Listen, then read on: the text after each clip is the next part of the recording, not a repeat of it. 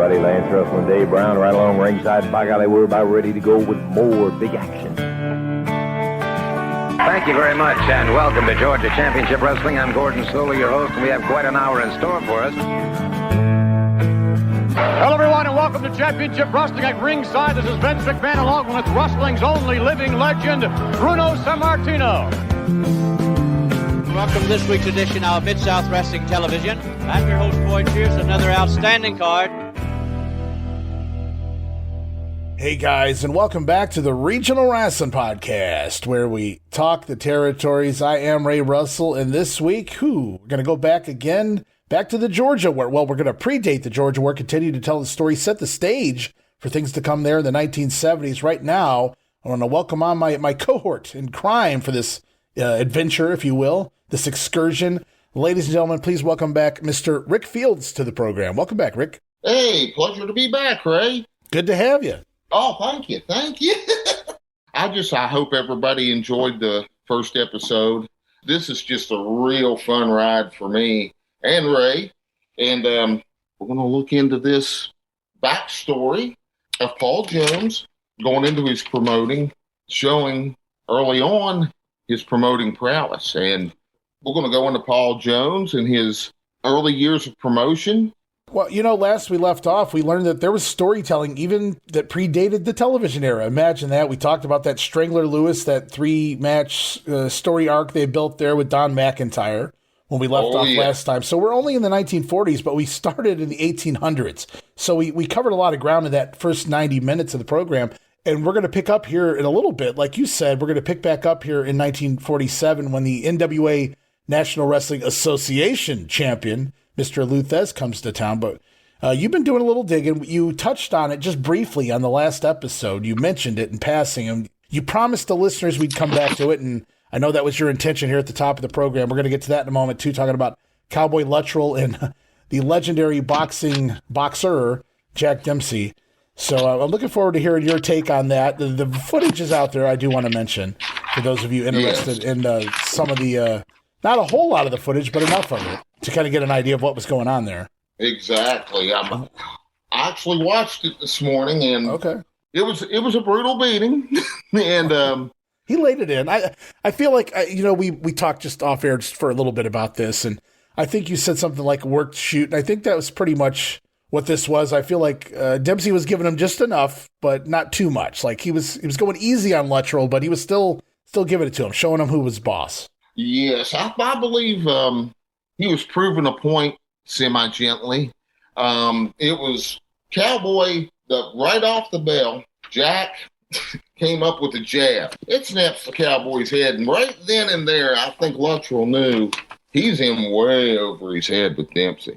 Even in a work-shoot environment. Now, Dempsey was going by the old rules, going by the old boxing rules when he was in his prime and the world champion. Or the Cowboy, if he would go down or if he'd go to a knee, he's not taking a corner like he would today. Right. He's right over top of Luttrell, and as soon as the Cowboy got up, no standing 8 count, as soon as he got up, Dempsey was on him like a panther. And eventually, after a couple of knockdowns in the second round, now the second round you could see the work involved. First round, all you could see was uppercuts, crosses, and hooks by Jack Dempsey. Second round, you could see a little work. Luttrell sitting there telling him to hit him harder. Why the heck would you say that to Jack Dempsey when you couldn't throw a punch yourself the whole fight? Well, you could, but it looked like somebody trying to throw a baseball with their other hand, not the strong hand. And Dempsey ends up knocking him out of the ring, but it looks like when he hits him, the old Cowboy he bumps out of the ring. But I do know that Luttrell got opened up under the right eye, his nose. There is a picture, a classic picture, if you can find it, of Dempsey having Cowboy in the corner. It's a close-up, throwing that big right. Cowboy's covering up, and his nose was bleeding. So he was opened up a couple of places. But the prelude to this fight was during a match, during a tag team match. Mm-hmm. The Cowboy and this is a classic wrestler boxing angle that since then you've seen over and over and over. Kind of similar to what you're going to see in 91 with Buster Douglas and Randy Savage. Cowboy was not happy with the officiating of the special referee Dempsey. He pushes him, and then he tries to hit him. Well, Jack kind of, he blocked the punch, or just moved out of the way. And then later on, it was decided that Jack wants to, I believe it was Jack that challenged the old Cowboy to this exhibition. It was in Ponce de Leon Park, July 1st, 1940. Mm-hmm. And that place was packed. Jack Dempsey was, he was Muhammad Ali back then, just without the lip. I don't know. He could have been Mike Tyson. That's more of a, because he was hard hitting, late in the punches. Yeah, he was a killer. He was a killer. And now, for those unaware, Ponce de Leon Park, I believe that's in Atlanta proper. Yes. Okay.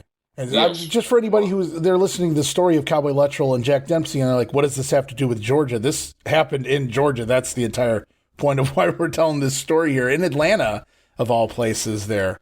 And for those of you unaware, living under a rock somewhere, I mean, growing up in the 80s, I think the world was different for myself. We were still growing up on 1950s TV shows. We were still learning about the old comedians and actors, and all of this stuff was still fresh to us, even in the 80s, even if these guys had aged by that point. So we knew the legendary fighters and baseball players and everything. I think today everybody wants to stay within the millennium of like the 2000s. So people don't talk about the old times as much. But back in my day, you knew who Jack Dempsey was at the very least. And anybody who knows anything about fighting today, I'm sure, knows a little bit about Jack Dempsey. Now, Cowboy Luttrell might be a different story because he wasn't like the biggest name in all of professional wrestling. Now, he was born in the early 1900s, I think he wrestled most of the 1930s into the early 50s, if I remember correctly. He was a Texas boy who finished in Montreal, finished his career in Montreal. So born in Texas, started in Texas, finished in Montreal. Boy, we're talking about polar opposites. And then opened up a promotion in Florida. But we're talking Georgia here. But obviously Eddie Graham would come in and work with Luttrell eventually, create TV, bring in Gordon Soley. The rest is history for the Florida territory. But it's fun to see. And you go back to 1940, Luttrell himself was in the middle of his wrestling career by this point, even though he didn't look, like $1 million or anything out there physically. I mean, from the footage I saw with Dempsey. But it's fun that some of this footage exists. I know there's about 90 seconds, which isn't a whole lot, but it's enough to get an idea what was going on. But there's also like a mini, I don't want to call it a documentary, but like a mini video somebody put together, like 10 minutes of the whole gimmick that led up in some of the fight. It was well put together. Yes. And agreed. And it was fantastic. It told the story of the night, and the footage is good too. So yeah. Somebody colorized it. There must have been Ted Turner involved there or something. Oh yeah, Ted Turner. Yes, sir. That's an old joke. We go back in time. But, Turner Vision. Turner Vision. That's it. Yeah, that was it. I remember Turner Vision. Turner Time. Turner Vision. That guy put his name on everything. Absolutely. 605, and I believe that started about 1981, somewhere along those lines. But you remembered it, especially if you were little Jamie Ward on the TV getting ready for Georgia Championship Wrestling. And chomping at the bit. Yeah, to watch. Oh, yeah, waiting with bated breath. Indeed. So, I mean, the stories, and like I said, we closed last episode that we did together talking about the Strangler Lewis storyline with Don McIntyre. They brought it back. It started with McIntyre and Jim Caulfield with Lewis as Strangler as the referee. That leads to a couple of matches there with Lewis eventually doing the job to Don McIntyre about a month or so after the original story was unfolding. So no television back in 1947 for the Georgia territory, but we were still telling the story because we had to get the people back. And so, again, you talk about the Dempsey Luttrell thing, which took place prior to 1947. This is what, 1940?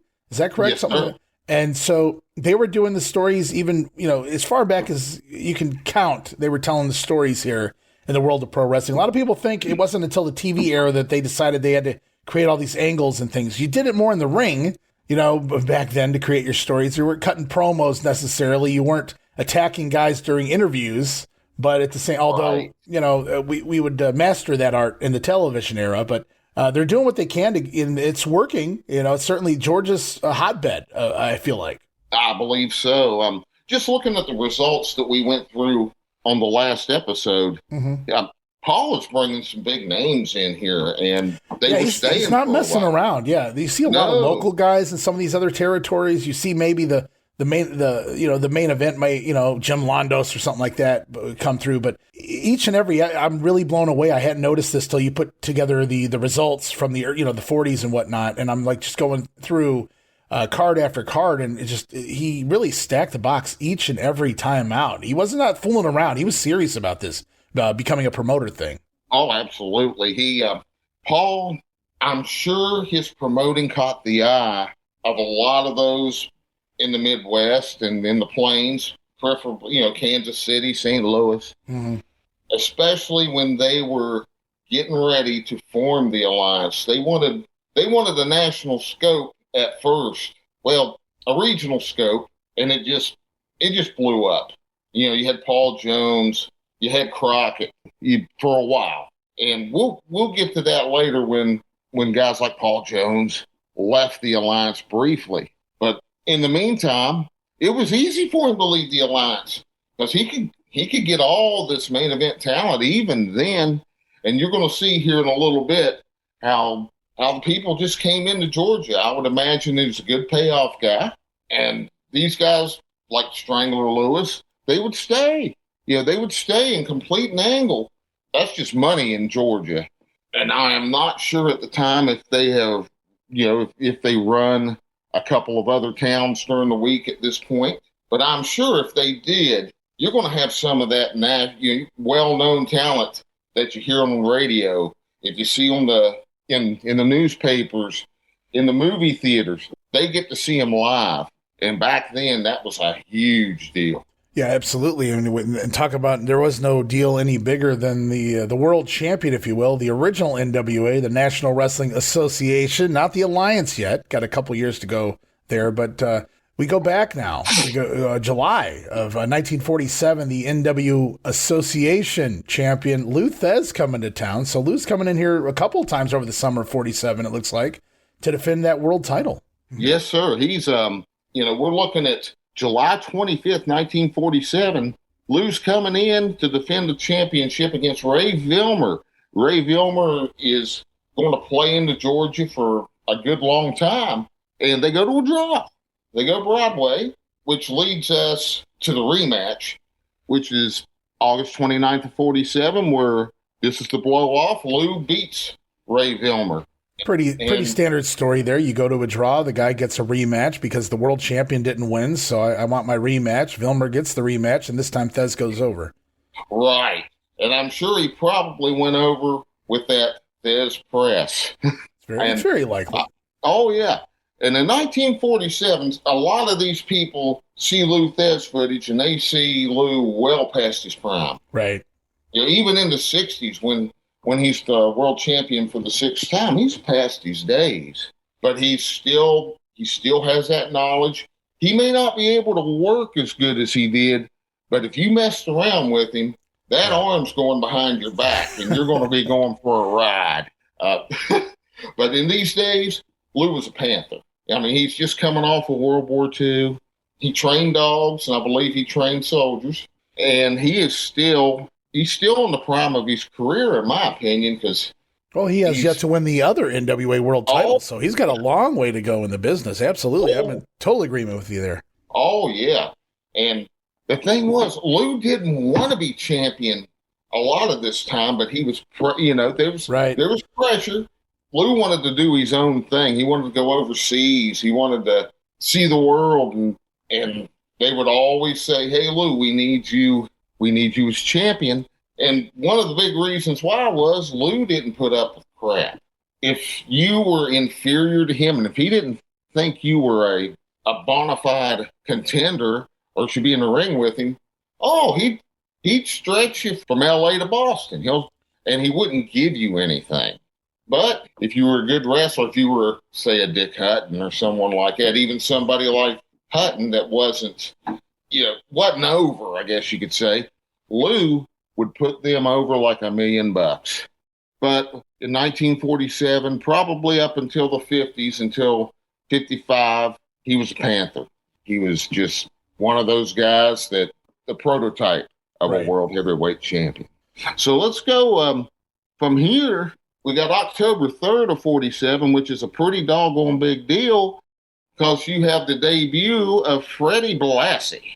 A dark-haired Freddie Blassie. Dark-haired, thin Freddie Blassie. Oh, yeah, and he's beaten Spider Galento. Wow, there's a name. So there's a blast from the past. Talk about old school, man. Oh, yeah, that was the guy that trained Colonel Buck Robley, I believe, at the YMCA. Yeah, Al Galento, he was kind of his own guy, too, right? From all the stories I've heard, anyway.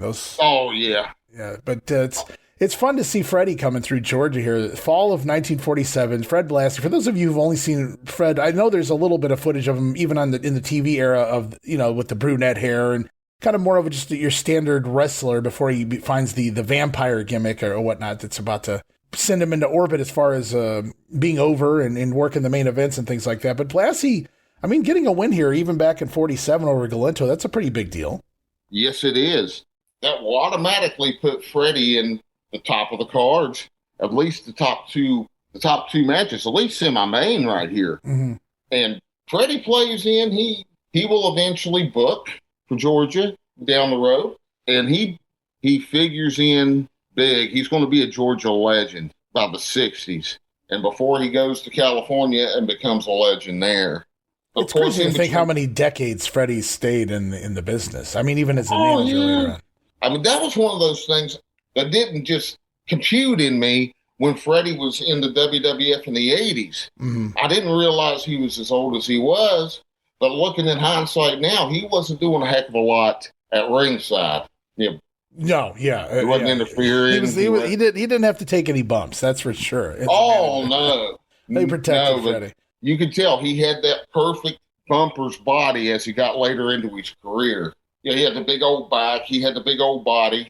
Talking about the bumper's body. I'm not talking about Dr. Jerry Graham or superstar Billy Graham on the other end of that pendulum, but Freddie had what you would call a pretty good wrestler's body as he got older, where he could take those bumps and just keep going. A lot of those guys that are in their late 40s, early 50s, they start deteriorating. They start losing weight. But Freddie just seemed to be, he was getting his body was getting its chops. We'll put it like that. Yeah, I think Freddie's problem really was his knees and things. At least my understanding and whatnot. He wanted to go until he couldn't go anymore. Until some of the state athletic commissions told him he wasn't getting cleared. And yes. So I think that's when Vince Sr. gave him the idea. Why don't you just work as a manager here up in New York? Because he'd still do shots over in L.A. or whatnot after that, but few and far between. Yeah, and I take that.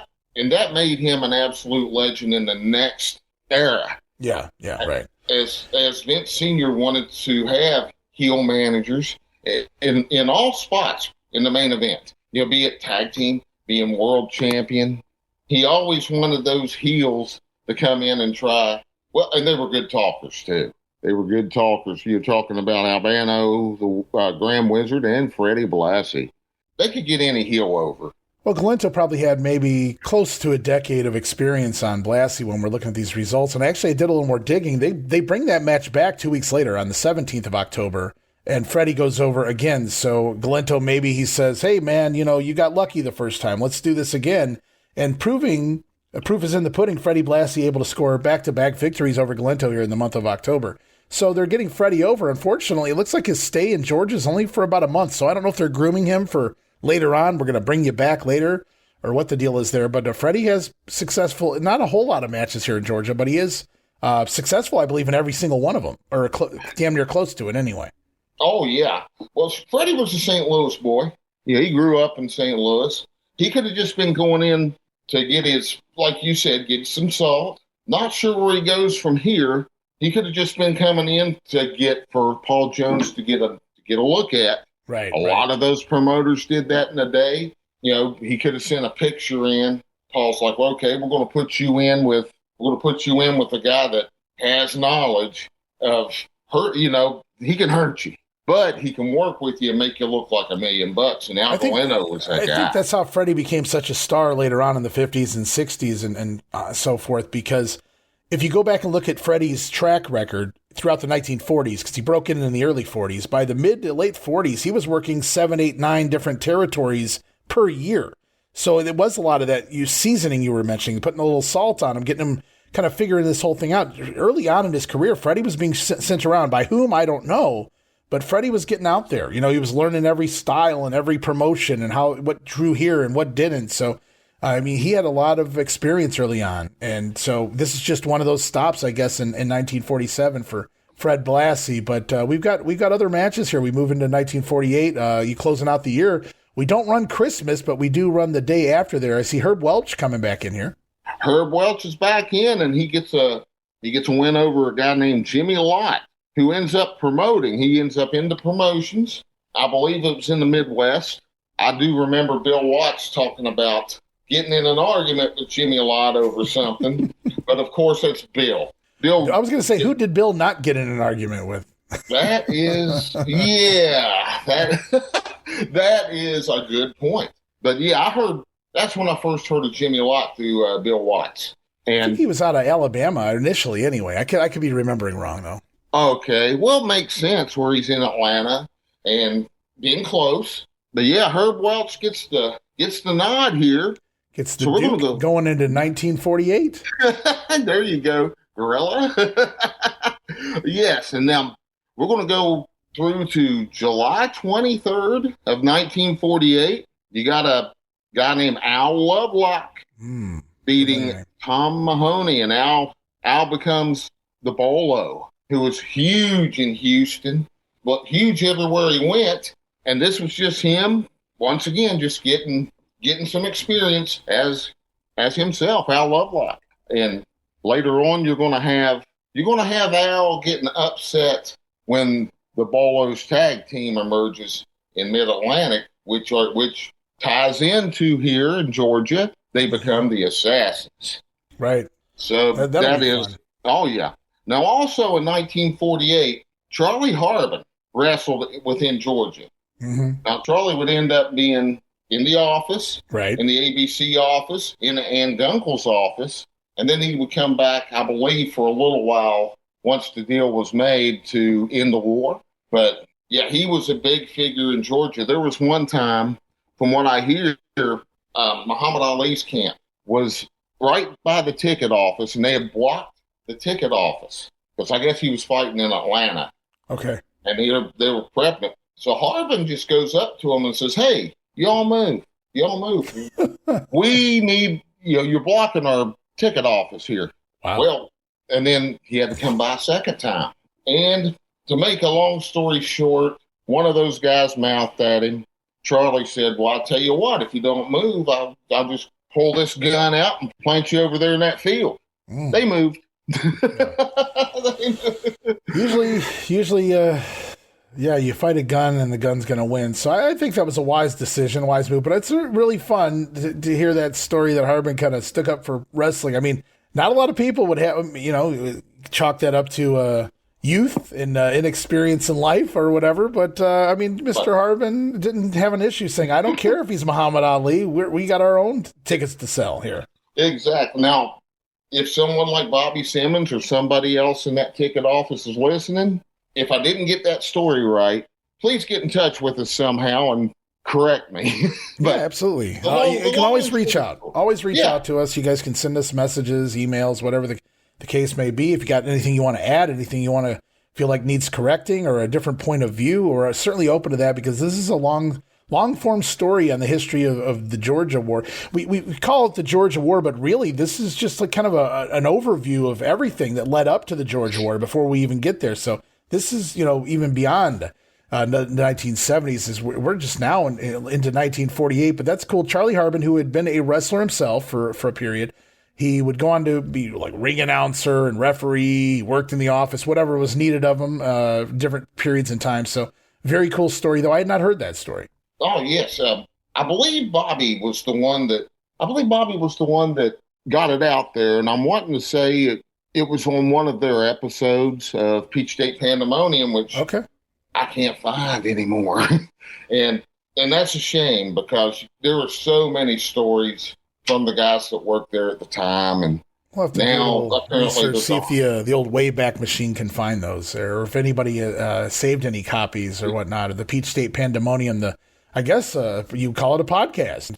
It was the early form of a podcast. It was done by Blog Talk Radio. Okay. So I remember Blog Talk. Yeah, that is old school. Absolutely. There you go. Well, if anybody was saving things back then, you had it on I guess we were beyond floppy disks by that point. But if you haven't saved somewhere in your computer or online or something, please do share. We would love to, flesh out even more stories from, that were told from the legends themselves. But we continue on here. 1948. It's fun to see Al Lovelock come through. He's going to become one of the most legendary heel figures, masked heel figures, certainly in the history of professional wrestling. And we move into the next year of 1949. You got May the 2nd here. And I was reading your note. It says, seemingly, there was a resurrection of cooperation, imagine that, between Augusta and Atlanta. The offices beginning to, I guess, work together with a card. It lasted through Black Saturday. So from 1949 all the way to 1984, the cooperation existed. That's pretty damn cool in the world of pro wrestling to know that something lasts for that lengthy period of time. Yes, it is. And this was probably the vision that Paul Jones had, was to have a loop, you can keep people, keep them happy, keep them busy.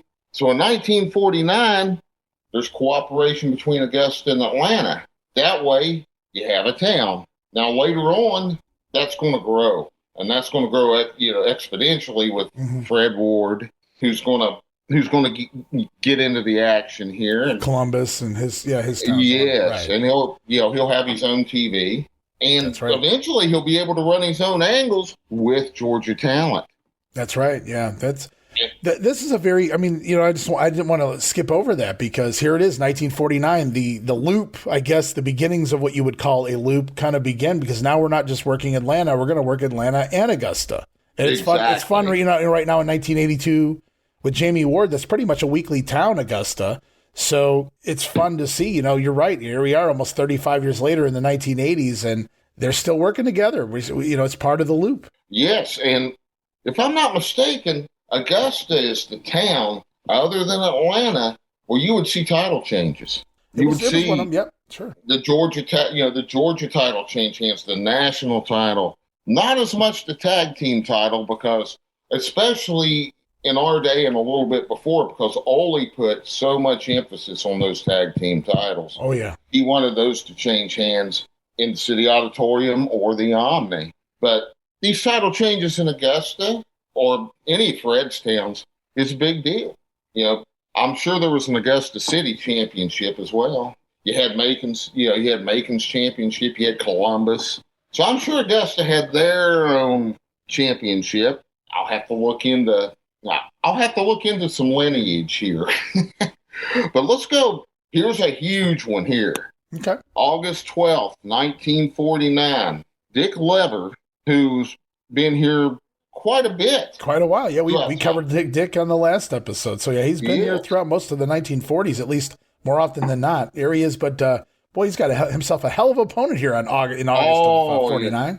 The most famous wrestler of this time was Gorgeous George. And he rolls in here in 1949 and gets a win over Dick Lever. This was his debut in Georgia. Okay. Everybody's coming through. Oh, yeah. He was one of the first, if not the first, guy that he had a gimmick. He could really rile up a crowd. Probably the guy, the gimmicks have been around long before this because of the carnivals, but I think you're onto something there in regards to a gimmick that worked in regards to drawing and making money. Oh, yes. There were a lot of gimmicks, but they weren't necessarily going to sell the house, and Gorgeous George could sell the house. Oh, my goodness, yes. And once we're getting close to the television era. Yes. And once the Dumont channel gets rolling, Gorgeous George is going to explode. The people are going to see his throwing bobby pins, going to see his work in the ring. This is huge. This is going to be very, very big in the world of professional wrestling. That's one of the few that people talk about today when I talk to the old timers who used to follow wrestling, let's say in the 50s and 60s, first name they bring up is Gorgeous George, just probably due to exposure in Chicago. And that's an impact right there. When over time, Gorgeous George, you could throw in there with Bruno, you can throw him in there with Hogan. As far as television exposure and just the it factor. Well, Gorgeous George was nationally known. I don't know that Bruno was, right? I mean, Bruno, I'm not going to denounce Bruno's overness up in the Northeast territory specifically. But, right. I mean, Gorgeous George was a Hulk Hogan before it was even possible. I guess Dumont Network kind of helped with, get the stars over from coast to coast as well. But Gorgeous George was one of those original guys that was known nationally. I mean, in an era before wrestling had the national expansion, before the 1980s, everybody knew Gorgeous George. I mean, and he transcended wrestling as well. Like, so household name, you know what I mean? Is, I guess, what I'm getting at there with Gorgeous George. Exactly. And then, of course, in the 70s, you had Gorgeous George Jr. Sure. Which would add to it, I guess, would have people remembering Gorgeous George, where I believe he worked Knoxville, worked Georgia for a bit. Yeah. Gorgeous George Jr., Tennessee. But Gorgeous George Jr. would remind people of Gorgeous George, and that would help him. That would help him because people, let's face it, back then, a lot of people still thought this stuff was on the up and up. And they see this guy playing Gorgeous George, and they're like, oh, is this guy going to be the same way? No. He just like the Mongolian Stomper. That was. We covered some of that run, Gorgeous George's run there, Junior there in 1977 in the Goulas and Jarrett War. That was a different war that we've already covered there with Steve Crawford. So now we're into a different war. We're getting there anyway. But man, you go back here, and I'm looking at your results, and I appreciate you sending some over to me because I have a bunch. Like I said, that's how I pulled up that other Fred Blassie match because comparing results is just amazing because sometimes I'm missing something or maybe you don't have something I have. So it's great to be able to put it all together here. And so we cover as much ground as we possibly can and telling the story of this thing. And so the next match you have here, and this is pretty fun. November 25th, you have 1949. It's NWA Association still champion Lou Thesz defeating Hans Kiefer. And that name rings a bell to me. I did some research on him a while back, if this is indeed him. He was an actual legit German. This is not some German gimmick guy that came through here. So it's fun to see Thesz wrestle this fellow, but it's not necessarily this NWA title that intrigues me on November 25th, because if my math is correct, it's only 2 days away from doing something spectacular as Mr. Thesz. Yes. On this date was when Lou was supposed to wrestle the National Wrestling Alliance champion, Orville Brown. Mm-hmm. This was likely going to be a unification match. The alliance was just formed, but they were going to go in St. Louis in the Kiel Auditorium. But before then, on November 1st, was the automobile accident that ended Orville Brown's career. So that kind of put the kibosh on their initial plan of unifying these belts with, Orville Brown could go. He was big here in Kansas City in that area. So they were guaranteed, the fans there were guaranteed a good show. But with this, I guess they knew real quick that Orville wasn't going to be coming back. They had to cancel the match. Right. So they recognized Lou as NWA champion sometime in November. Well, it could have been on the 3rd. Yeah, I've seen various dates. The one that's most common seems to be November 27th for whatever reason. I'm not necessarily sure why that is. I've also seen as early as the date of the car accident, which would be a little silly. But I mean, I think we can pinpoint that in November of 1949, Lou Thesz is now the National Wrestling Alliance world champion, not so much the association anymore. But I saw some ads or some promotional work here for this match with Thesz here in November 25th, and it has him listed as the NWA Association champion. So I don't know when Paul Jones gets in bed with the National Wrestling Alliance, but with Thesz coming to town, you have to imagine if he's not already, he will be very soon. It's not going to be long. He was one of the first members outside of the original members to join in. If memory serves me right, he was right in the first batch. And the National Wrestling Association was recognized by the National Boxing Association. There's a big deal involved here in them pretty much relinquishing this National Wrestling Association and combining it with the Alliance. Mm-hmm. I'm sure they probably got heat off of this. I'd say Sam had connections in St. Louis with the boxing promoters. He had connections with everybody sports related, as he was a journalist. And Sam Muchnick, by the way. And when Lou was recognized as the National Wrestling Alliance champion, this ended the lineage of the association. Yeah, that was it. Now, I don't know if when Lou would occasionally get a wild hair and run opposition. Sure, he would somewhere. Now he could have brought that association title back in one of these fits of rage with Sam. I'm not sure. You all will probably go through this in the St. Louis history, which is fantastic, by the way. I love it. And yeah, this was it. This was the end, and this was the beginning of something that became a worldwide treasure for these people, the fans and the boys, because they all wanted to be the champ. Most of them wanted to be in that position. And Lou Thesz was the first one to be able to do that. Mm-hmm. Now, here we go. We're talking December 23rd of 49. We're going from Lou Thesz and his big history to somebody named Lillian Ellison, who beat Juanita Kaufman. Of course, Lillian Ellison ends up becoming the fabulous Moolah, she was involved with professional wrestling in a big way right up until her death. If some of these people from the Attitude Era, you remember Moolah and Mae Young? Oh, yeah. They were always involved somehow, and they were still taking bumps. Now, Mae was taking ridiculous bumps. Yeah, absolutely. I don't even understand those bumps, but yeah, you're right. Moolah would do what she could out there, but Moolah was fighting until the end, until the wheels fell off. I remember, her, back in the day, they had the radio WWF, and Moolah was a guest on there. This is when she wasn't even part of the company, and she was talking about whoever she had worked the night before, and it seemed like a shoot comment that she made about the girl stiffed her, so she knocked the girl's a couple of her teeth out. And the way Moolah said it didn't sound like a work, angle or whatever she was talking. It's like, well, she was working a green girl and didn't like whatever she did to her. So it sounded like Moolah was still working in the mid-90s to some degree anyway. But yeah, we go all the way back to the 1940s, pre-Moolah. Yeah. She was slave girl Moolah at one point even.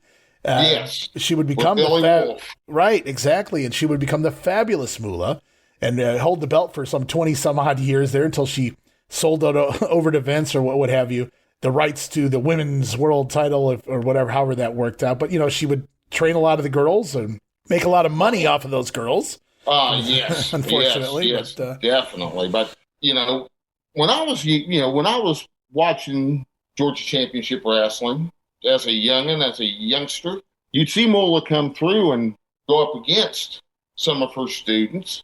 And the difference I saw, Moolah would lay him in. Moolah was the consummate heel.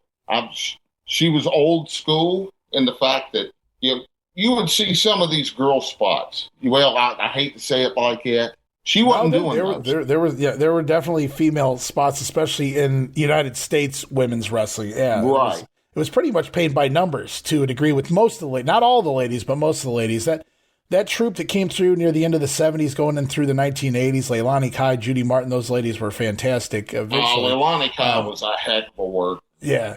Eventually, you'd add on like Velvet McIntyre, things like that. So, things did pick up to some degree in the 1980s. But even then, you had those spots that you're referencing. But you think about Moolah here in 1949, 1950, whatever the case may be. You think about her here wrestling, and then you think fast forward to the rock and wrestling era, which is where a lot of fans come to know her. She was there with Leilani and Wendy Richter and Cyndi Lauper and all that stuff. Moolah had already been in the business over 35 years by that point. That's insane. Yeah, and I'm glad you brought up the rock and wrestling era, because this angle with Moolah, Leilani Kai, Wendy Richter, as well as Cyndi Lauper, that was a couple of nails put in the coffin of the territories, because people they were watching MTV. Sure. I mean, MTV was, the young kids would not understand, just simply wouldn't understand how big of a reach and I would say, just a broad spectrum that MTV was in the 1980s. Everybody pretty much, if you were on MTV, you were going to get noticed. And that was a great decision. That was a big coup for Vince. Absolutely. Yes. And that was kind of the second Georgia war, if you will, which was won handily by the World Wrestling Federation. Oh, yeah. Yeah. God bless Ole for trying to stay in the fight, but there was just nothing left there, Ole. I mean, my goodness. But when you saw the 7:30 time slot, that's when Ole should have just said, "I'm done." Yeah, well, that's a different Georgia war, I suppose. I look forward to getting there eventually, either with you or with Jamie or whatever the case may be. But there's just so much going on. The history, the storied history of everything going on here, way back when, that literally set the stage, set the foundation for why Georgia was such a major wrestling business, why everybody looked up to coming to Georgia, not just for the cable exposure, the TBS, but just because Paul Jones, the promoter, had been there for so long by the 1980s or the 70s and he'd done this for so long, and it was such a stable company with so much talent coming in here. As we move into another decade now, 1950, here you got a result here, July 14th. Eddie Gossett, and I'll let you tell them who that is in a moment.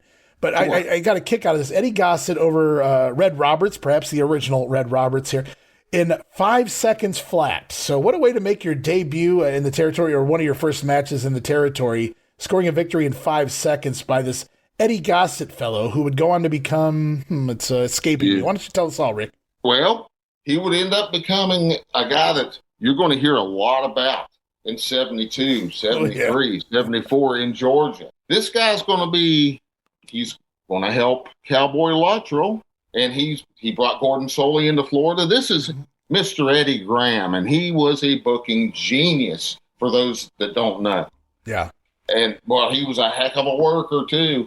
And this is him and his, he's getting his salt going through here, coming 5 through seconds, Atlanta. that's a heck of a push, on a card. You didn't see a lot of matches go that quickly unless there was some sort of a gimmick involved or a fluke pin kind of deal or something like that. But Eddie Gossett, Eddie Graham, if you will, making his debut in Georgia. And what a debut. We talked about Freddie Blassie going over Spider Galento a couple matches there when he debuted in Georgia.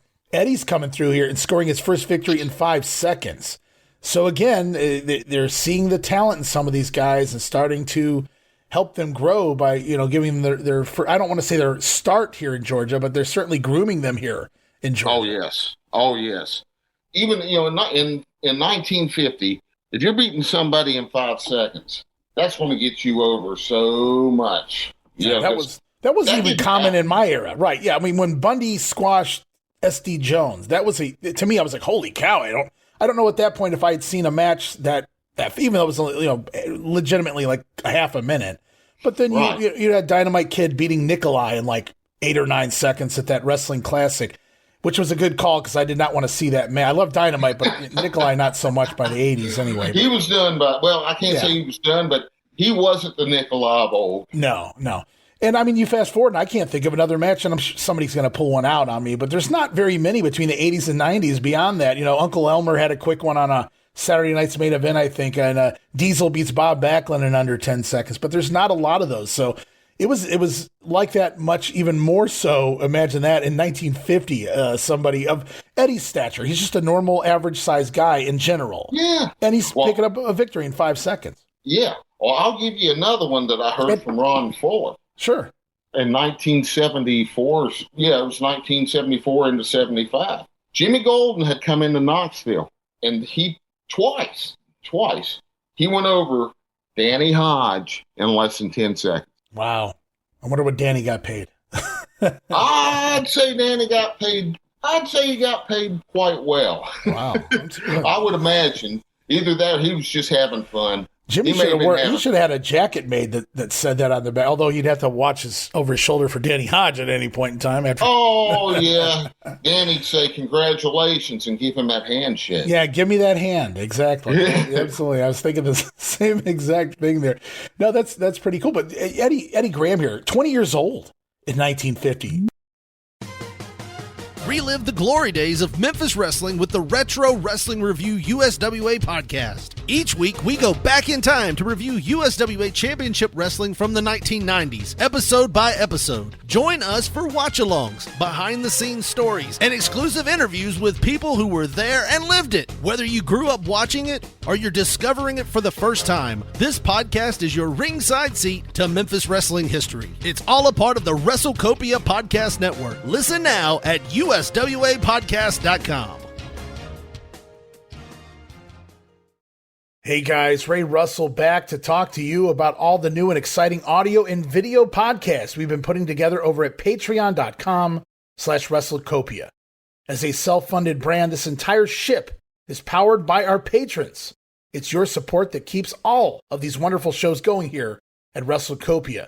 And with that said, I wanted to mention that we now have 3 major tiers with tons of Patreon-exclusive next-level content for our Patreon supporters. And it all starts with the $5 all-access tier, which gets you early access to many of the weekly podcasts, at least a dozen monthly digital downloads for your viewing and reading pleasure, the insanely detailed show notes for the Wrestling Memory Grenade Regional Wrestling, and the OG Monday Warfare podcast, plus random bonus video drops, archived old-school audio watch-alongs from the early years of the brand. It is a whole lot of fun wrapped under the all-access tier for only $5, but things get even hotter with the VIP Superfan tier.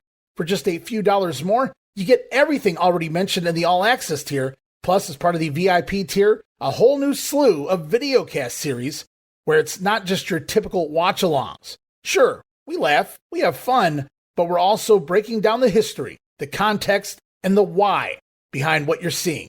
And as part of the VIP tier, you have access to Dan Gennety's Puro Resu Academy videocast, the Coliseum videocast, and the Monday Warfare videocast, Raw vs. Nitro, breaking down the history of the Monday Night War. Plus, you also get the Memphis 1985 folder of goodies and all show notes for the Puro Academy podcast and Gene's Retro Review Show. Lots to be had there at the VIP tier. But wait! There's more. For those WrestleCopia backers who crave even more from the brand, we bring you yet another level of content fit for a warrior, because it is indeed the ultimate tier, which gives you everything from the all-access pass, everything from the VIP tier, plus you will receive access to the big ones, video series, featuring a lengthy look and discussion into some of the biggest pay-per-views, super shows, and other events from throughout wrestling history. It's also a great place to keep up with the big events that coincide with the Monday Warfare videocast and so many other big events from years gone by. You'll also have access to the newest big hit to the Copia brand. I'm talking about Regional Wrestling Unreal, the video series. Get ready for the next level in Regional Wrestling as we dissect territory history in video form. Watch along with us. But still, even more for your money, guys. You'll also receive access to the Treasure Chest, which offers patrons the unique opportunity to download and watch select rarities from wrestling history. And for those of you who are wondering what we offer, are contemplating joining a paid Patreon membership, or simply a curious lurker, a reminder there's a free tier at our Patreon that you can join as well. Remember, guys, no subscription, cancel any time, but I think you'll like the content that we're offering there for any budget you may have. And you can sign up right now, patreon.com/WrestleCopia, or look for the QR code where available. We appreciate your support in helping us pay the bills to keep the WrestleCopia Podcast Network running and enabling us to continue to bring you all the quality programming that we offer.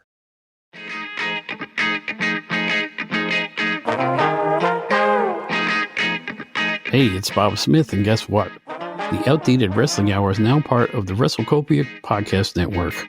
But hey, no fear, you're still going to hear the unique guests, comedy, music, authors, journalists, funny people. Who knows who's going to end up on the Outdated Wrestling Hour? Remember, it's all new and all old. So check it out in the WrestleCopia Podcast Network and wherever you get your podcasts. Listen if you know what's good for you. Rick, I see we got a couple more matches here and results you highlighted. I want you to run those over here before we leave the year of 1950. Sure. We're talking December 1st of 50. You have Bob Orton Sr. beating Jack Steele. This was young Bob Orton, right? Who's going to end up having Bob Orton Jr., who's going to play into Georgia. He's figuring in heavily as you go into the 70s. That's right, Daddy. You know, and this Bob Orton Jr., he was just a reed thin fellow, lanky. Yeah. And then, of course, he's the one that brings in Randy Orton, old Randy, who is still main eventing today in 2026. So you have that Orton lineage. Yeah, we're talking all the way from 1950 to today. And Orton Sr., you know, we on our Japanese podcast as well, we've talked about him coming through there. So Orton Sr. got around. He did a lot of work. Of course, he's even going to form a little triad there in the 1970s, I believe, with his son and Bob Roop, if I remember correctly, in Florida. Yes, and you're talking in the IC in Florida, definitely. Yes. That was a great tag team. He was a great tag team guy. Him and Dick Slater and Bob Roop, and of course, he and Bob Roop, they get together there in Knoxville, and then later in ICW, and the ICW, and in Mid-South. Yes, so they follow one another a good bit. They do. Excellent worker. Excellent work. He could have been a world champion if only he was, he had a speech impediment. Yeah. And that's what kept him. Well, you know what, though? He exceeded his dad's popularity, and of course, Randy would go on to blow them all out of the water. But, yeah, so when we go back here in 1950, I'm glad you clarified, this is Senior. So this is the grandfather of Randy Orton here, Bob Orton Sr. over at Jack Steele. And then you have December 20th as well. Bobby Lane, that's the first time we've seen his name in the results. Yep. Going up against Red Duggan, not Red Shoes Dugan, to be confused with Johnny Red Shoes Dugan out there in the L.A. office, the official, the famous red shoe wearing referee of the Los Angeles territory. This is Red Duggan, and you have here he was promoting Marietta until the end of 1952, so he was a promoter as well. Yes, I just highlighted this. I saw the name. I saw both names, Bobby Lane and Red Duggan, and I was like, well, this needs to be put out because you have the legendary Johnny Red Shoes Dugan, right, in L.A., and you saw the pictures all over the magazines. It seemed like they always wanted to put pictures with Red Shoes Dugan in the middle of the action, like right in the middle where the where the referee should be. I'm watching these two, let's say Victor Rivera and John Tolis, something like that. And it's interesting. You got Bobby Lane rolling in here, and let's go. Here's a big one here. May 11th, 1951. Now, you have Argentina Rocca beating a guy named Lozano Martinez. Argentina Rocca, going to be big. Probably by now is big. And he figures in greatly on a national scale as the 50s rolls on. Right, yeah. He's going to become, I don't know, I want to say Gorgeous George levels of famous, but he certainly grows in popularity. He's one of the big names of the original TV era, the beginning of the TV era. And, yes. Boy, did he sell out some arenas. Oh, my goodness. Especially in New York. Yeah. With Miguel Perez. They had the Grahams. They had the Hamilton brothers, which was Larry and Jody. Yeah. And they were selling out all over. And then they were a part of that riot with Dick the Bruiser going into the 50s that ended up Bruiser never came back to New York after all that. So, they figured in greatly. I hear they took a lot of his money, the promoters. Right. All this money he made, and they did him like that. And that's the unfortunate part. Well, if they could do you like that, they do you like that. Many times on the wrestling stoop, Bob would lament what Jack Briscoe was making. Yes. And Bob, to this day, I mean, we were talking decades ago when Jack's passed away and everything, and still, even when Bob tells that story, I can see his heartbreak. Like, he just felt terrible that they were doing Jack wrong like that, the promoters and whatnot of the, during his world title run. Right. And they sat around and thought about excuses for Jack. Well, you've got 5-10 points in the Georgia promotion, so why should you bitch and moan about this payoff? Well, if I was, Jack was not one guy you wanted to play with. Yeah. And I'm sure he had Frankie Kane thoughts in his mind. And for you listeners, Frankie Kane was known for knocking out Roy Shires. Yeah. And he was known for knocking out Nick Golis over payoffs. And I'm sure Jack... Neither one of those names surprised me, by the way, Rick. Oh, no. Frankie's a sweetheart of a guy. I hate to hear that he passed. Yeah. But, yeah. Why would you do that to a guy, Jack wasn't no fool. He was an educated man. He knew what was going on. And it breaks my heart, too. And, that's probably one of the reasons why Bob wanted to branch out and organize. I would imagine so, looking at a friend that's, the top dog. And he said, well, if the world champion's getting screwed, the rest of us are getting really screwed. So there you go. That's the business. Into that. Man. Yeah. Yes. Well, now, you also got Art Nelson. Oh, yeah. Tell me a little bit about Art Nelson there, Rick. He was one of those burly, salty wrestlers that he was heavily figured in at this time. He was a main eventer. As we get to the war, he is going to work for the Atlanta office of the NWA. He was a big name. I'm wanting to say he was pretty big in Texas, if I'm not mistaken, like around the bunks. I'm not sure, but I know he was in Florida. Okay. He was in the Southeast. He was always figured in. He was a good heel. And here he is. Paul Jones sees something in him, and he's a main eventer in this time. So he is the guy in Atlanta in 1951. I think, most of his heyday, his prime years, like through the 50s and 60s, he was like a journeyman, but not in a bad way. I mean, he worked a lot of territories. He got around. Like he was somebody that everybody's kind of, I think what you were referencing in regards to Texas, he finished his career in Amarillo or thereabouts anyway. So I think he spent like the last decade of his career, which was all of this. I think I saw his name and results as late as 79 or 80. So he was working for quite a while. And I think that last 7, 8, 9 years, he just stayed down there in Amarillo, El Paso, San Antonio. So yeah, I think he finished his career down there in Texas. Oh yeah. So he took the Don Carson route. Go down there and not come back. Well, yeah, exactly. Well, I think they put a hood on him because he was, getting up there in age at that point as well. He had been in the business 30 years. So I think he wore a mask, he might have been a super destroyer or something like that down there. They had one there. Yes. Yeah. They had one there in Amarillo. So yeah, there you go. Well, here's another big name, big name, especially in the Plains on April 28th, 1952. You had Danny and Wally Dusek coming into town. The Duseks, yeah. Yes. There's the Riot Squad. They were big in Nebraska. Well, what you would probably call from 60 on Burns area. Yeah. The Midwest, right, yeah. Yes. So they go up against Al Massey and Angelo Martinelli. Those are big names in itself. And the Duseks, they were well known. They were nationally known. They would be in the newspapers. I remember seeing them in like the New York paper. They had a national fan base, I guess you could say. They were probably on the Dumont Network as well. I can't say for certain, but they were famous. And then then later on we had Frank Dusek roll in here, and he's a fountain of information on the past. I remember him in Dallas.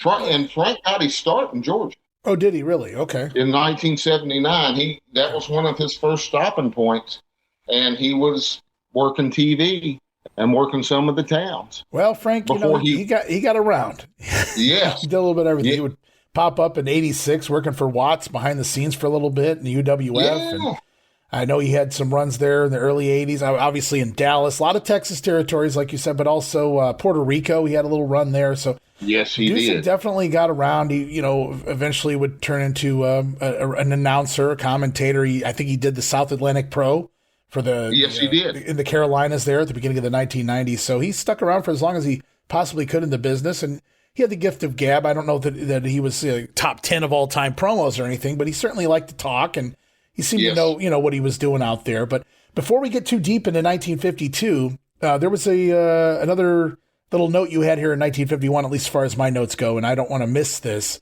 because this is kind of important. November 1st of 1951. I don't know if you can see it. If not, I'll read it for the listeners out there. Yeah, I have it right here. Okay. This is November 1st of 51 is when a partnership was made between Paul Jones and Fred Ward. Now, Fred would run Macon, Columbus, Albany, Warner Robins, and Americus, Georgia. And this lasted until July 9th, 1963. Now, before I go any further, I will say that Fred Ward ran these towns in the 70s into the 80s. Right. I don't know what happened in 63. There must have been, there could have been a rift between he and McIntyre or he and Ray Gunkel. So Don McIntyre had a piece of that, right? Exactly. Yes, and in April 62, Paul Jones retires and he sells his interest to Don McIntyre. So Don, going into this part of going into the 60s, it's going to be Don McIntyre and Ray Gunkel until McIntyre retires. Right. So, yeah, Fred Ward, like I said earlier, eventually used the Georgia talent, had Columbus TV, right, and ran his own. He would run his own angles there. Like say, for example, in 1980, he was running, instead of wrestling 1 and 2 against the Assassins, he was running wrestling 2 and Steve Kern against the Assassins. He would have his own. He'd have his own things going. And if you could get, now by 80 you could, if you could get both TVs, wow, no kidding. What a time you'd have, because you would have different. I'm wanting to say in Columbus is one of those deals where maybe the world champion was beat on TV, where in Atlanta they probably went over strong. There were times, of course, they overused that to death once 1981 hit.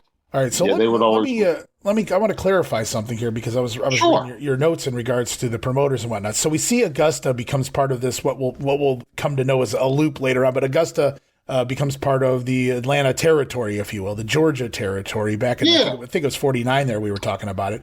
Now Fred Ward comes in here in 1951. He joins in. He's got Columbus and Macon and et cetera. And that's the friendship or the partnership or whatever you want to call it here. That's going to last for over a decade into 1963.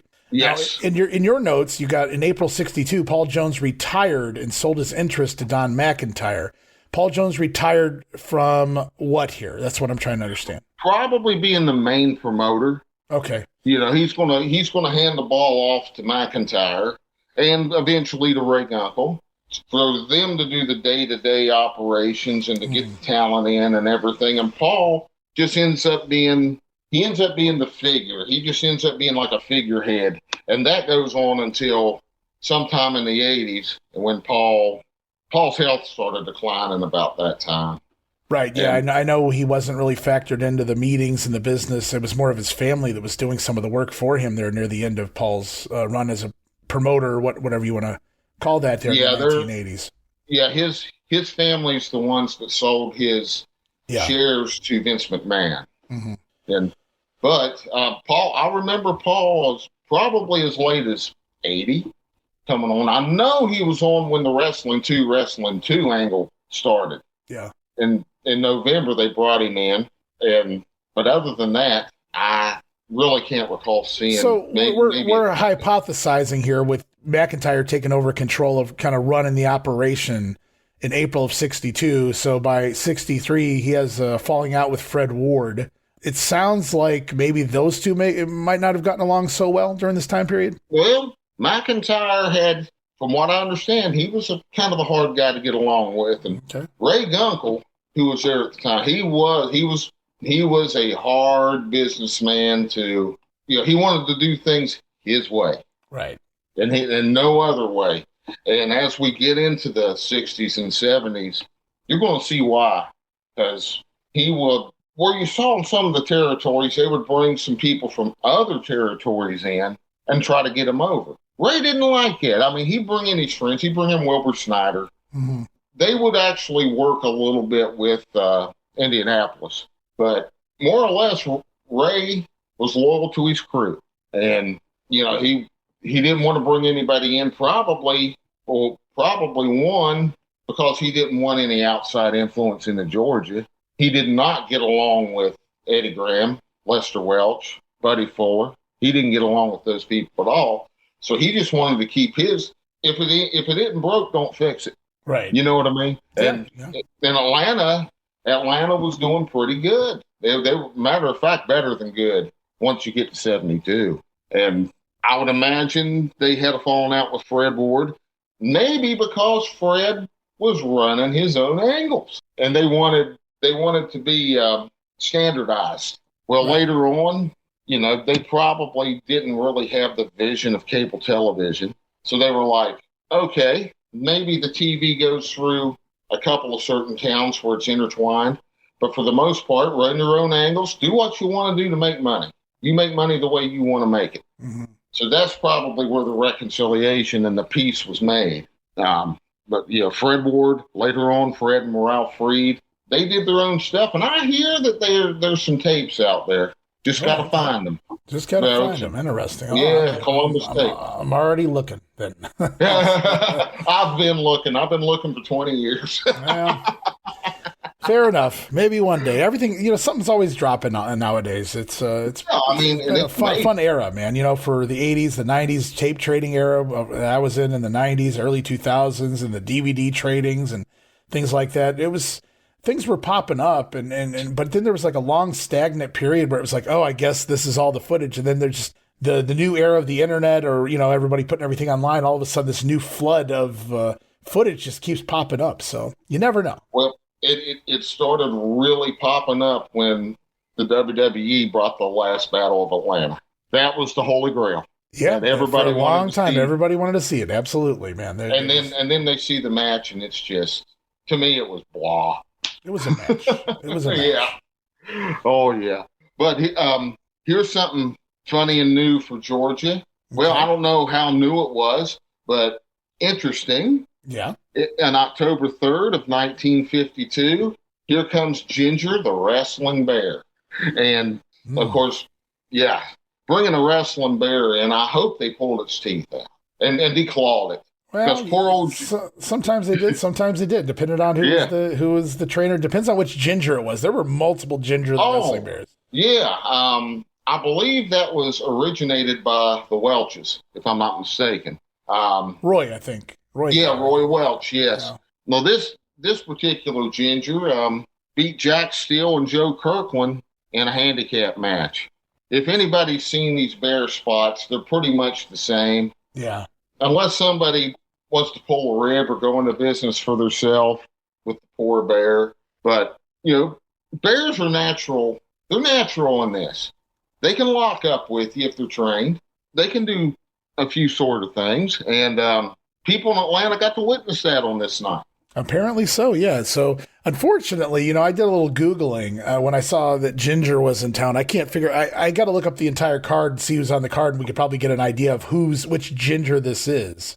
But I know that one of those Ginger wrestling bears in the 50s, so this would have been timely, was like poisoned or something. I don't know if it was like deliberate or it got a hold of something or whatever, but I remember reading like somewhere here in the 1950s, Ginger wrestling bear died of being poisoned. So I don't know if this is this specific Ginger. Again, I'd have to go look up this card, October 3rd, 52. You can kind of look up and down the card, see who's on it, and maybe get an idea of which Ginger this is.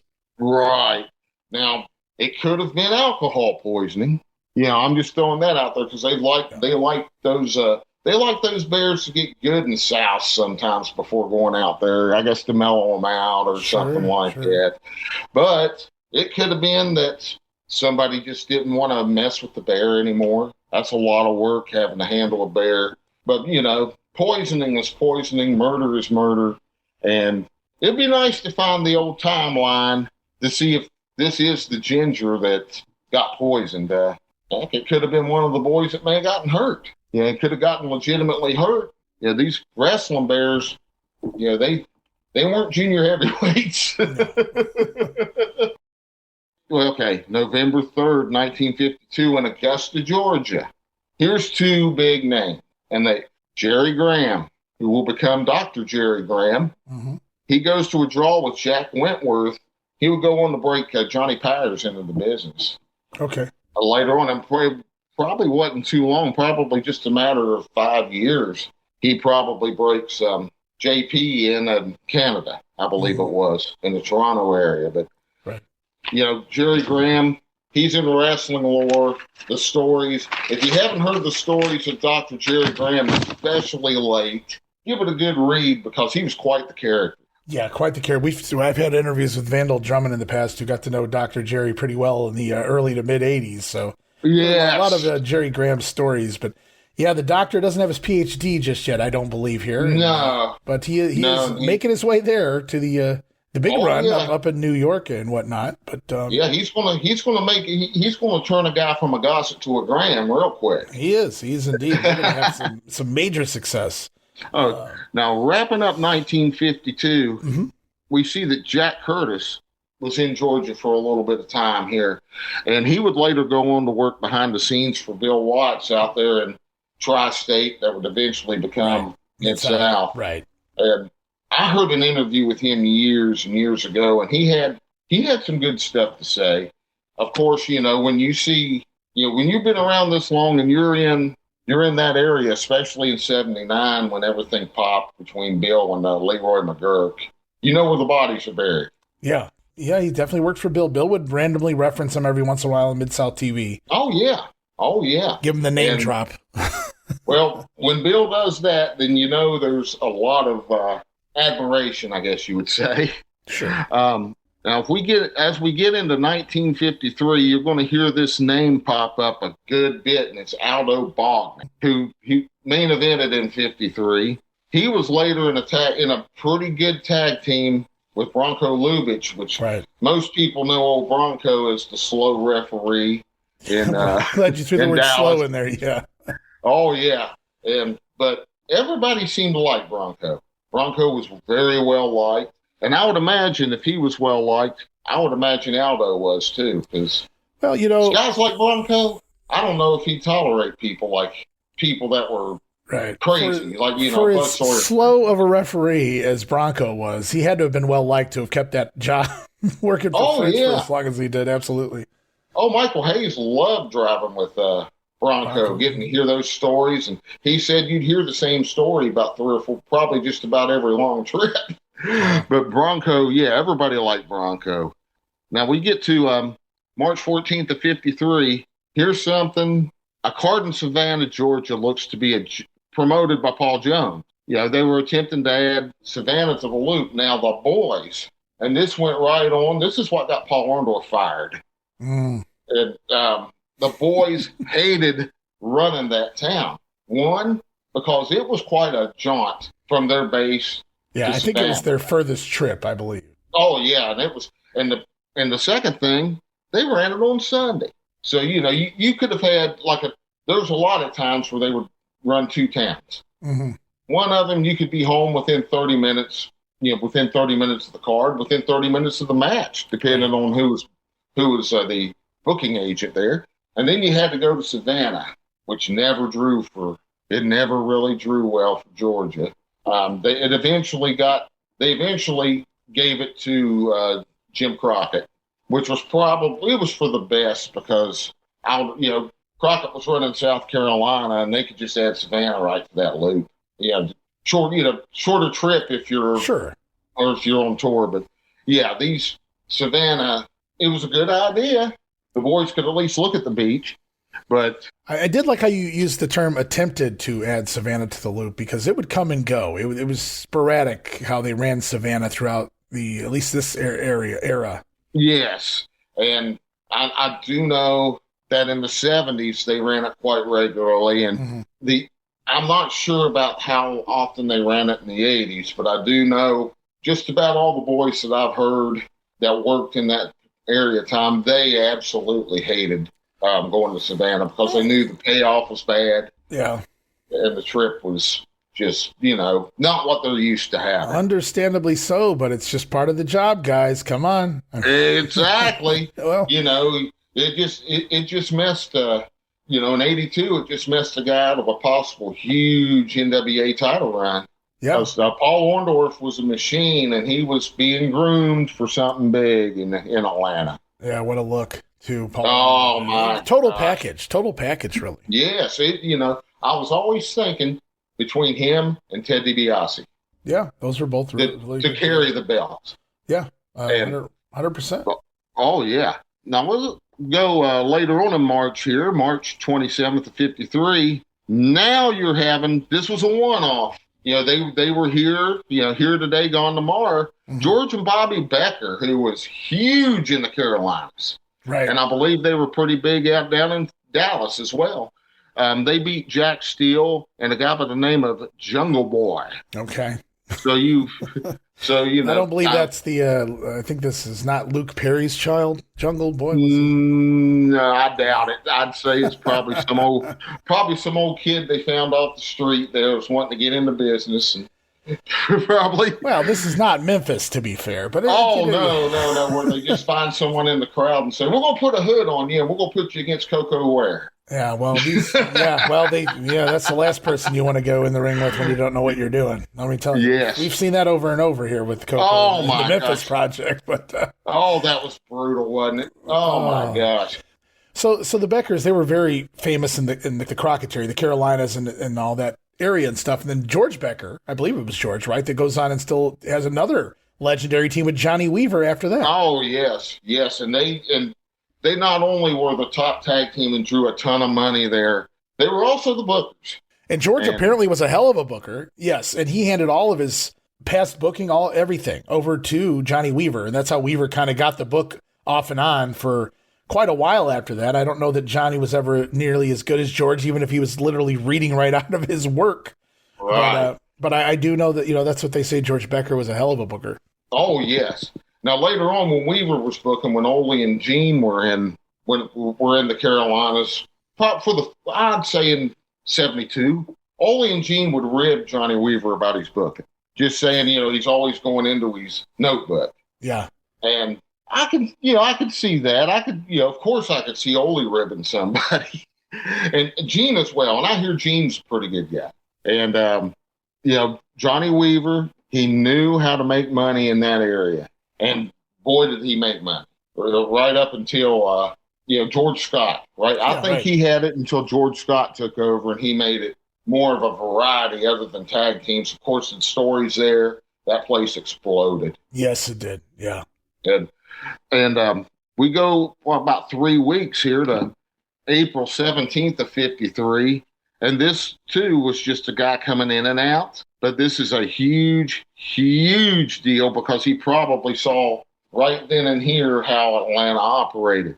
This was Ray Gunkel making his Atlanta debut. He beat Aldo Bogney. And, of course, Aldo was main eventing. He was really hot going into this match. Mm-hmm. And they gave Ray the win.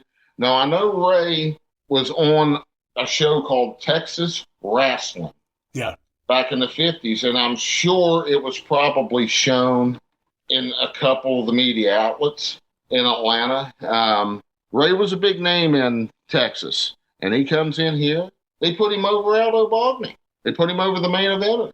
So you would imagine Ray's going to be coming back in at some period of time, right. and some people will, of course, remember what happened on this night. Just makes him hot, and all of a sudden, there's plans in place to make him the lead babyface.